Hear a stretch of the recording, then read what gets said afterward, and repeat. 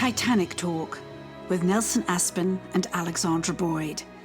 Here we feature stories from the independent documentary Ship of Dreams Titanic movie diaries and everything else to do with the iconic ship.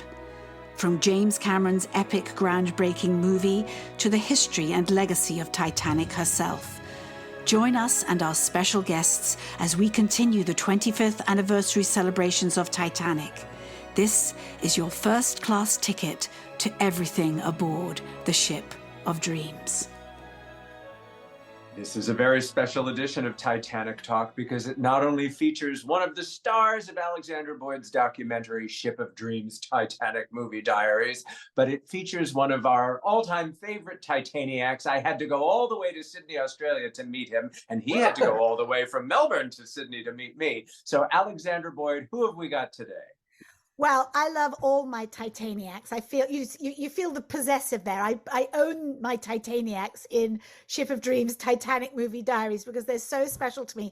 And Zach Douglas is one of the most entertaining and most moving stories in our film.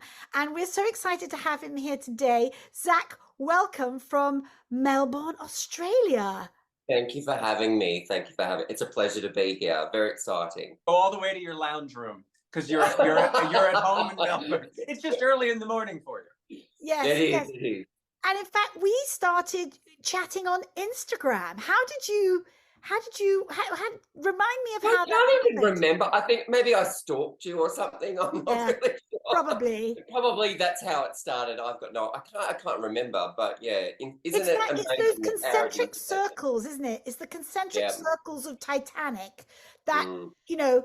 all roads lead eventually to a sinking ship. And Yeah. I'm, Beautiful. as a filmmaker, I'm obviously a very visual person. And part of my experience of being on the set of Titanic was how mind-blowingly detailed and intricate and thought through every single part of the set and our costumes, of course.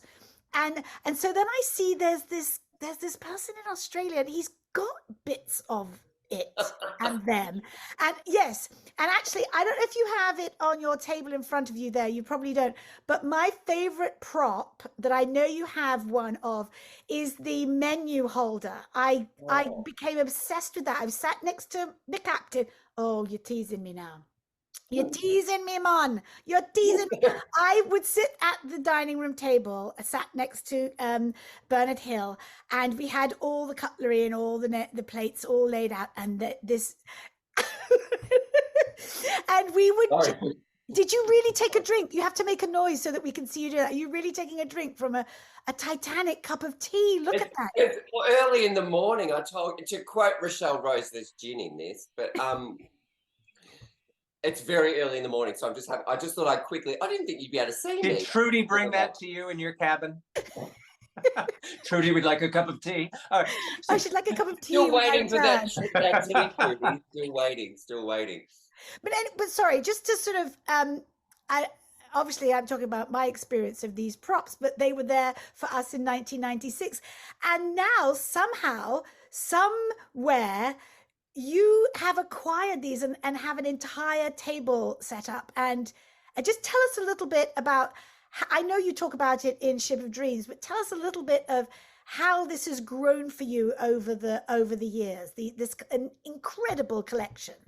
Well, first of all, I want you to tell your fork story. I know you've got a fabulous fork story about the first-class ladies popping them in their gloves and taking them home. I had my beady eye on the menu holder, and I knew that would never fit in my glove. Surely that would you could have like. I could have wedged it down my front, yes, but I think it would have been a bit sharp on my boobs. But I was like, okay, the menu holder's not going to make it without, raising eyebrows or suspicions. But maybe I could get a fork down my long glove. And I was 2 steps away from stealing. I mean, I'll admit it. But I thought, no, I'm not going to. I'm going to meet Zach 25 years from now, and he can show me his forks. But Zach, she's been forking around since I met her in 1989. So I didn't, but there were strong rumors that other people were less ethical, shall we say. That would have been me, by the way. That Of course. absolutely would have been me. There would be a reason I would have gone there with like a, you know, a jacket. I would have had pockets filled. I would have been like, you know. Zach, what was the first item, like when, obviously you went from being a fan to being a bit more of a fanatic. What was the tipping point for you? The tipping point, I think, where it got to borderline insanity was, and my partner took a hand in this, we acquired Ruth's coat from the spitting sequence. I'd sort of just been picking up little pieces here and there, like I said, to sort of put together place settings from the dining room, because the dining room was my favorite set. But when we acquired Ruth's coat from the spitting scene, that just took collecting to a whole new level for me. And how did that come up? How did Ruth's coat come up in your search process? So it came up at auction a little bit earlier than I knew about it. Sometimes I'll miss an auction when they provide their listings, and if the auction goes ahead and I don't know about it, well, that's just how life works, unfortunately. But there was a second chance because the coat got passed in. Everything else in the auction lot got sold that was anything Titanic related. I don't know why the coat got passed in. Her tea suit was also there, which unfortunately they got split up. I'd love to reunite them at some point. Where internet power, give it to me. But when it came up for the second round, it went through a different auction house. We contacted them and said we'd love to have it. And within 24 hours, it was sold. So, but it was a group purchase, which some of the larger items that I do own, I'll get family involved, or my darling other half will come in on his white horse and say, babe, we've got this. So this is not a lonely pursuit for you. You have a full support system here behind you. Yeah. I would, you think about a true partner supporting things that they may or may not be interested in as well. So is your partner a Titaniac, or is he just tolerant of your name? God, no. I mean, we've done many trips together. We've been all over the world. I've literally dragged him all over the globe for this stupid habit that I have. He took me to Belfast. Not stupid. No, it's not. It's not, is it? I'm completely justified now with this documentary. I just say you truly are, because now people are seeing the film, and people who are just like you feel so validated and so heard because they've, since their teenage years were teased for their love for this film and for the ship. And now there's yourself, there's Dale and Ilka and, Brittany and Ethan, people talking about their genuine passion, and they don't feel so silly anymore. So you've done a lot of good by participating in my film. That's actually a very, very good point, because for years I felt embarrassed to say that I was a Titanic fan, obviously because it's a chick flick. I think it comes with certain notions that people go, oh, Titanic. But nowadays I'm actually extremely, I built my home around it, like this room. We designed the house around this bloody room. Trying to design a flag for Titanic Pride Day. We want to have a Titanic Pride Parade. We want to have a Titanic Pride Day. I mean, this is the whole thing. And hopefully with the podcast in the comments below, more folks can come out of the proverbial closet with their join love us of Titanic. out and proud Titaniac. Because there is one common fact that we all have in common, and Nelson would know, that a lot of us are gay. No, I hear. That's bizarre. Isn't that bizarre? I find it really interesting, though. But everyone is welcome. Yeah, absolutely. I'm not saying, I'm not like cutting the line and, well, you must be of, yeah. But no. But it's an interesting fact that a lot of the people that I've met online and that I've traveled across the globe to see have all been of our family. And just like third class, we share the same bathroom. See, where they were ahead of their time even then. Yeah, I'm interested in finding out more about your partner as well, because so if he puts up with your Titanianism, what is it that you put up with? Well, how do you? What's the payback? Oh, look, Josh is he's actually just changed jobs. If anything, I'm putting up with that at the moment. I'm currently running a 5-acre property of my own, guys.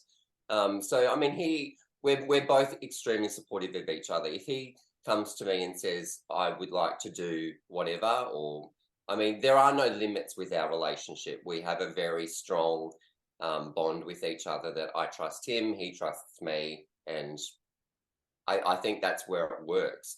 He has his own interests and I have mine. He's very much a football kind of like couch guy.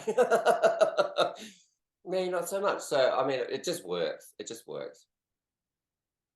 So he would have, if he were on the Titanic, he would have been in the gym doing what is it, the fake horse they had, or camel, Well, the rowing and machines, doing the they rowing had rowing machine. machines. No, he definitely would have been gambling. He would have been in the smoking room, definitely, A master of the universe. So, okay, so you mentioned Ruth's coat was when it started to become an obsession. What are some of the items that are out there? I mean, here we're giving you a platform. What are the items out there that you want to get? Well, I was thinking about this earlier because here within collectors' circles, we have this tend to, it's never enough. There's always that next thing type thing.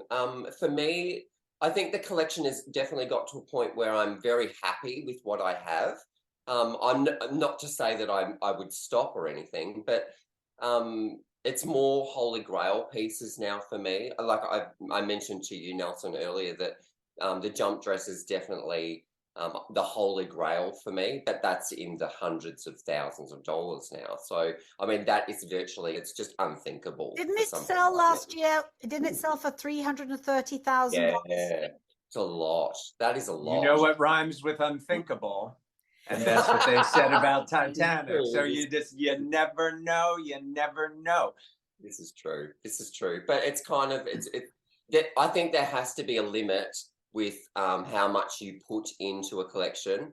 And if me and my other half were ever to fight, I think it would definitely be that I've pushed things too far when it comes to collecting, because you're taking away from essentially your relationship, your family, holidays, everything. People think, money, yes, money. That's amazing. Yes.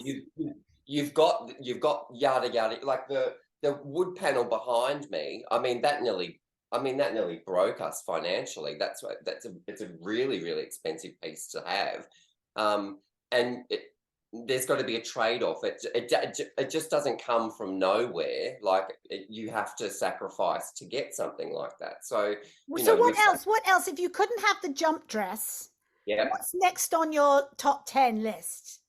Oh God, your dress would definitely be there, because no, I'm deadly serious, and I'm not just saying that. Your dress has a lot of lovely little ties in it because it was one of Kate's screen dresses as well. So that's really, really exciting. I tend to really like the smaller costume pieces, the accessories,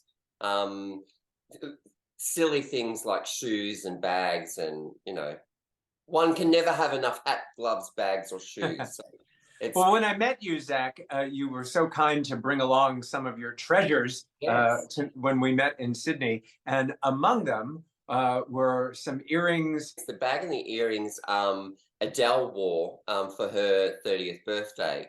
Again, Adele, I put it out there to the internet. I've asked to get in contact with you, and you haven't replied my calls, darling. She originally went to the costume designer, and the costume designer went back to some of her original rental contacts, who I also have very good contact with. And Adele had a pair of earrings and a purse that she had for the 30th birthday party that she had. But her people sent them back to the rental house. So naturally, I acquired them straight after. I was like, well, I've got to have those. Was it a Titanic party or just a retro party? No, it was completely Titanic themed, which made the headlines because people said how inappropriate it was to have a Titanic themed birthday party. Because halfway through the night, everyone got given life vests, and they all danced and had a fabulous time type thing, which, you know, us as Titanic enthusiasts would think, oh, how lovely that is. You know, they sit down and, you know, have a nice meal together with, you know, Titanic related stuff. But I guess the press automatically went, well, oh no, people died, and that's just no, no, no. I'm coming up on 60. I'm thinking of a Sodom and Gomorrah theme. But you mentioned the tiara, because we have a funny photo of us together, and I've got Alexandra's tiara, but that's not exactly the same tiara. So you do complete things with a few little ersatz belongings. Yeah, absolutely. I think there has to be. I mean, Alexandra's original tiara ended up in Germany with another seller. It got on-sold from the rental company. And even though we tried to track the original tiara down, Alexandra, I really, really tried. I even had a friend over in Germany who spoke German to try and, you know, reacquire this tiara, but it just didn't happen. So did they not know that it was from Titanic? They just liked it. They were like, they had no idea. They had absolutely no idea. They thought we were mad, actually, to say that no, that was worn in Titanic. You need to take better good care of that. So some poor woman is bashing around with your tiara, completely unaware. But what a collector will do is they will often settle for something that is either identical or a reproduction or whatever. The tiara that I have in my collection that was yours, well, not yours, but it's yours, is a vintage copy. So when your tiara obviously got sold back in the 1920s, because it's actually a 1920s headband, realistically, they produced so many, and I happened to find another vintage one. So I thought, well, if her tiara is gone to the wind, I'd still like to piece a tiara back with the earrings that I made. And let me tell you about these gorgeous earrings that he made for me. They arrived in the post. I'm living in like Washington now. Can I have your address? Yeah, sure. Yeah, I met this person on the internet. Of course, I'm going to give him my address. And they arrive all packaged in tissue paper, this beautiful handwritten note with a rubber stamp on it, like it's come to me from 1912. 3 headshots of me, like 3 prints of me. Please, would you sign these, because I want to give them as a surprise to my Titanic family. A self-addressed envelope and a $20 bill. You're in Australia, you went to the bank and you changed the money like I wouldn't post it to you. It was so charming. A $20 bill to make sure that the postage was covered to send it back to you in Australia. How could I not? That's a class act. That is a classy act. Yeah. In my defense, though, it's actually, Alexandra, you've been a very, very rare Titanic gem for us, because a lot of the even people with smaller roles that I've contacted, I've gone right to the head. I've been trying to get in contact with Francis Fisher for years, and nothing. Like, not everyone will get back to you. So you have been an absolute gem to open up your, like I said, to honestly, to ask for your personal address, that was a bit much. I know, I totally get it. I'm not going to just show up at your doorstep, but you know, you've been. Luckily, she moved. It was a PO box. P.S. It was a PO box. You'll be standing outside the post office going, Alexandra. But you've been so accommodating to people like myself that, you know, are just hardcore fans. I mean, you absolutely no harm. Well, let me speak to that. Can I speak to that a little bit, though, too? I think I'm in a slightly different position because I'm not an actress now. I'm a filmmaker, and I'm very interested in stories, and I'm really interested in personal stories. So all of you who ended up being featured in my film captured me. You captivated me with your stories. And look, we're now, Nelson and I have created an entire series of podcasts based on your stories and this person's story and that person's story connected to Titanic. So it's hard to not respond for me. And I know you know, the hilarious story of the process I went to get the job, did the job, ended up on the cutting room floor practically. I mean, but that's a cool story, isn't it? So Yeah. so it's not anything to be possessive about or precious about. It's actually just fun to talk about. And everybody, all the actors who are in Ship of Dreams, Titanic movie diaries, that's what they're doing too. Like, look, I've been dining out on this story for 25 years. Sure, I'll tell it again if you'd like. Oh, and by the way, I've got this diary that Alexandra had me write. You want me to read a little bit from that? Because that's actually, oh my God, I forgot that happened. Oh my, and you know, it evokes emotions, humor, tears, everything that See, when I was a kid, you'd go to somebody's house and the parents would bring out slides and you'd look at a slideshow and they would share their stories that way. Now we have the internet and the whole world is just one big slideshow, and we get to trade stories and, even better, meet each other. You know, we're getting to expand our family of friends. What I do want to ask, Zach, because you sort of represent the definitive collector in our Ship of Dreams family. And if somebody is watching this who doesn't know how to get started in collecting, explain in 2023, how does one pursue collecting? Oh, I'm going to be really honest. It's harder now in 2023 than it was 25 years ago. But my tip for people is definitely to start small. Start small. Like I said in the document, I started with a single knife, one knife. That's it, like one knife. And you've got to allow time for things to grow. I think now in today's society, we seem to think that we want to have it all now, and it must, you know, this just didn't generate from nowhere. This has taken me 25 years to acquire all of this shit. Like it's a lot. It's a lot of, you've got to be very, very patient. You don't win everything at auction. I'll say that again. You do not win everything at auction, so you have to be patient. One collector famously said to me, when you lose at auction, Zach, just focus on what you have. And I have taken that. I will take that to the grave because it's extremely valuable advice. Always focus on what you have rather than what you haven't got. And that's what I live by now.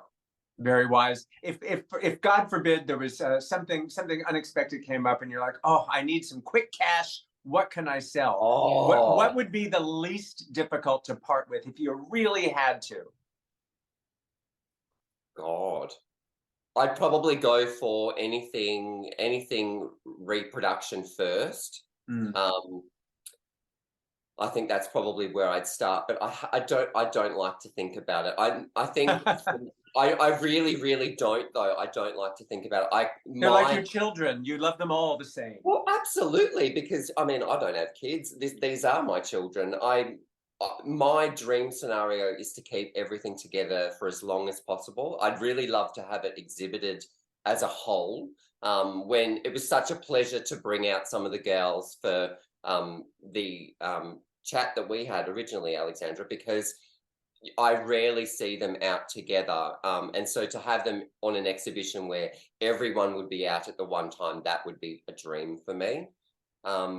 So you're making me think it would be really fun. It would be an enormous task, but to have you and Dale with his miniatures and Ilka with her dresses and just have this, you know, there's the Biltmore exhibition and there's the museums that have these, you know, these touring exhibitions of pieces from the film. But it would be lovely to curate a specific Titanic collectors / artists exhibition and have that do the rounds. If somebody wants to contact Titaniacs, the exhibition. Yes, Titaniacs, the exhibition. And it could do the rounds and exactly what you're talking about, which is, oh my gosh, I've collected all these tiny little pieces of the film, and the people who are fans, just like you, will recognize they won't just be the big pieces, the, you know, Kate's dresses and so forth. It will go deeper and further into what what it took to make that film, to make it look and feel the way it does. And no one has done that yet. No one. That we had a gorgeous, like you said, the Biltmore exhibition that was a couple of years ago. They focused solely on the clothes. That was it. I mean, I have that level of costume in storage. So, but when you put with those costumes, like you said, the knives, the spoons, and it just accumulates into this huge entourage of, Titanic. I mean, who has an entire table place setting for 6? Do you have for 6? There's 4 out, but that's only because I'm still searching for another chair. So again, if there's any more chairs out there, the chairs are hard, and the chairs are a bitch to get international. Oh, I would sit on mine, and I would sit down, and I had that little purse on my lap. Every time I stood up, it would slip onto the floor, and I'd have to ask Bernard Hill to pick it up for me. I'm like, Bernard, I'm so sorry, I let it fall, because I couldn't bend down, as we know. I couldn't bend, and I would go and I'd go to Lynn Hotney. Can I put my purse on the table? No. You've got to put it on your lap, and I would forget, and it would slide right off. It was a gorgeous purse, by the way. Yeah, yes. It was that what's armor made of? Chainmail. It was like that chainmail. Or it's knitted beadwork. It was like knitted beadwork, and it had lovely tassels on it, and you can just see it as you're holding it as Jack comes through the. Well, you can see I'm putting my hand underneath it because it had that lovely feel that chain, because it's all heavily woven. And I can't believe you couldn't put a menu holder in there. Oh, yes, that's a very, very good point. Shame on you, Alexandra. Yes, you came with a bag. Like, come on. Oh my gosh, honestly. And you think there was a menu holder on every single table on that set? Where are they now? Some of them had 2. There was one on either side, so people wouldn't have to reach across to one. And they're all weighted at the bottom, and they've got like a paper clip on them to keep them. Stop it! You're going to get it again for me. And now it's all QR codes. That's today's menu holders. So big, here's your QR code. Hey, Zach, like art collectors, you're collecting art, but art collectors insure their property, they bequeath them. I mean, they have documentation for what's going to happen in the event of my demise, what would happen in the event of flood, fire, or theft. How do you protect your treasures? Absolutely. Insurance is inevitable, really. Because there is a consistent joke within our household that if I sold everything, we could pay off our house. And literally, the room that I'm currently sitting in is virtually it's my livelihood, really. So everything is insured, obviously. Bequeathing things, there is sort of fun banter, I suppose, between Titanic family that everyone has definitely put their hand up and said, well, I want your blue and white dress, or I want the blah, blah, blah. So certain things would obviously go out. I'm sure if I died in a car accident tomorrow, my other half would definitely send everything to auction and pay off the house. But I want you to bequeath me the menu holder, please. Oh God, yes, absolutely. Yes. Look, Alexandra, if I ever find one, I will bloody get one for you. I'll take it. So we want you to live for very, very long times. You speak, before we go, and we have to go soon, but you speak so beautifully in the film. It's one of the most moving moments toward the end of the film. And I don't want to spoil it for folks that have yet to see the documentary Ship of Dreams, Titanic Movie Diaries, but you speak so movingly about how the film changed your life and what it did for you. Without a spoiler, let's just do it. Let's phrase the question in another way. How is Titanic still changing your life? Oh, it still changes my life, obviously, because I have sentimental value to what it holds for me in the past, but I think for me, it's never ceased to hold the magic that it originally had. It's one of those films that you can definitely watch over and over, and it's like seeing it again for the first time. So I guess for me, it gives a hardcore interest, but it's also opened up so many doors to meeting people on different corners of the globe. I think that's so magical.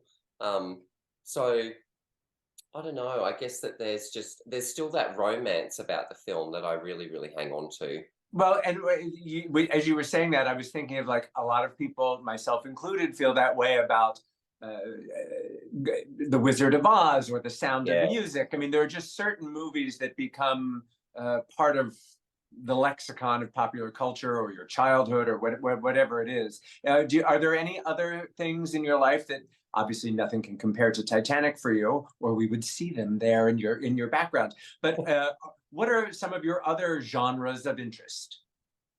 God, it does consume a lot. I'm definitely. I used to be I do sew in my spare time. Spare time is hard to come by though these days, so it's kind of hard to sort of get into that. You're running the farm. Well, exactly. The house does consume a lot of my time. I enjoy I've got a vintage car that I often tinker with as well. Baz is currently in the workshop trying to get him going, but and that is another film prop as well. I got that from the Gatsby movie. So I tend to really, movies hold such a special place in my heart. I think that they, as escapism, and just to have a little piece of that is priceless to me. So I talk about it a little bit in the documentary about the power of the movies, and I think a lot of us know we love movies, but we're not quite sure why. And it's just, it's, for me, it's everything. It's just not just moving pictures, but the music and the dialogue and the costumes and the props. And I think in Titanic, you've got that in multiples. So it kind of comes together, and it's a true story, and it's Romeo and Juliet, and all of these things. So I think Titanic represents all of that you're talking about, is the romance of the movies, and how we give all this power to film stars, and we expect them to always be these glamorous people that live in this world. Of course, we all know really they're not, but they present as the lives that we all would like to lead, maybe sometimes. And I think it's very powerful. It's and now, Zach, you're a movie star as well, because you are a star of Ship of Dreams, Titanic Movie Diaries. For those of you that have not seen it yet, shame on you. Get over to shipofdreamsfilm.com and watch it today. There's a big fat button on the website that says "Watch Now." That's all you have to click. See, the sirens are coming. They're coming to take me away. Haha. So that must mean it's wrap-up time. The cops are coming. Thank you, Zach. And please, it's dark over there. We got you up at 6 a.m. in the morning. We so appreciate it. The time zones. And I am telling you, when I come to Australia, I'm coming to your house. I am cooking a fabulous meal, and we are eating off those plates. Look at him. Look at him. Oh my God, you're giving me heart palpitations, because no, that's not happening. I'm happy to have a dinner with you, love, but you know that this table is off limits. We'll have to get different crockery. Like, no. Oh, well, I might have to get Josh as an ally. And you can't not eat. You've got to eat off your best bits. I do have. I've got a friend over in San Diego, and he's got like plates and that as well. And he's thrown dinner parties on the plates, and that's like sacrilegious to me. I'm like, oh my God! I'll keep working on you. I've probably got some time. I'll keep working on you, and then we'll do a Greek plate throwing party afterwards. I'm kidding. Oh God. She's kidding. All right, darling. Thank you so much. What a joy. And please, everybody watch. If you don't watch Ship of Dreams for any other reason, it's to be amused and moved by Zach. I'm glad I'm the comic relief of the show. Thanks. If you've enjoyed this podcast, please leave a review. And if you'd like to hear more podcasts like this, hit the subscribe button. For information on where you can see Ship of Dreams, Titanic Movie Diaries, go to shipofdreamsfilm.com. Titanic Talk is a production of Ship of Dreams Film Limited.